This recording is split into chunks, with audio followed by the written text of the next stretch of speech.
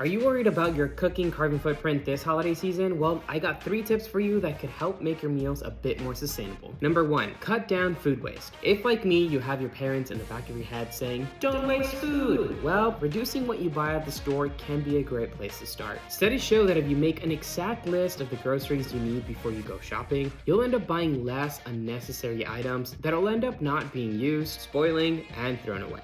Americans let 80 billion pounds of food go to waste every year. That's about 30 to 40% of the entire US food supply. But if you don't even know how much or what to buy in the first place, you could use online tools like SaveTheFood.com, which helps you prepare proper portions based on the amount of people joining you for dinner, so they can stay, quote, full and happy. It's a super fun and visual interface that even asks what kind of meal you're prepping, how many people are attending, and if you're planning to have leftovers for your guests. Number 2, diversify your protein. This does not mean you have to stop eating meat. There are people who just can't stop eating meat because of health or cultural reasons. I myself do eat meat, and through working at NowThis and my reporting, I've learned that reducing the amount of meat we consume actually has a positive impact on the food supply chain and ultimately on the climate. So if you're meat conscious and looking for ways to reduce the amount of meat you consume, these are some resources you could look up. The first is the Eat Lancet Planetary Health Diet, which is a diet developed by an international team of scientists to improve both our health and the planet's.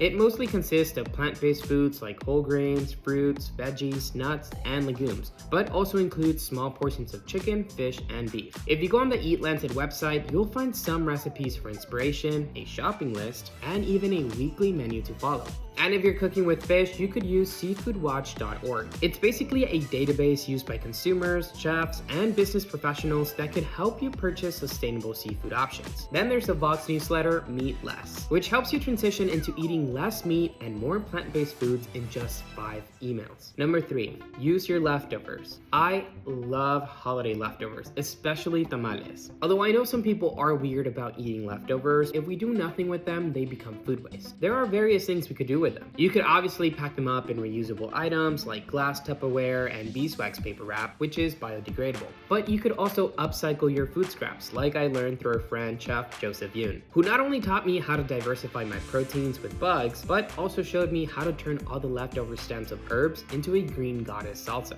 And you could do the same with leftover fruits, turning them into smoothies, or cook leftover chicken bones and veggies into a broth. And whatever food scraps you think are truly unusable or considered trash, you could always compost. If you don't have a compost bin at home, you can Google search for the nearest compost program in your city. Your municipal government, your trash removal service, or your local farmers market will usually have a compost program. If food waste ends up in a landfill, it produces harmful greenhouse gases. But if it's consumed or composted, those gases can be reduced or eliminated. Sustainability as a personal journey is great, but do know that the problem is much bigger and the onus should fall on corporations and governments to truly make a systemic change. But both can exist, implementing sustainable habits in your day-to-day and advocating for a wider global impact. In the meantime, let's all enjoy our holiday meals.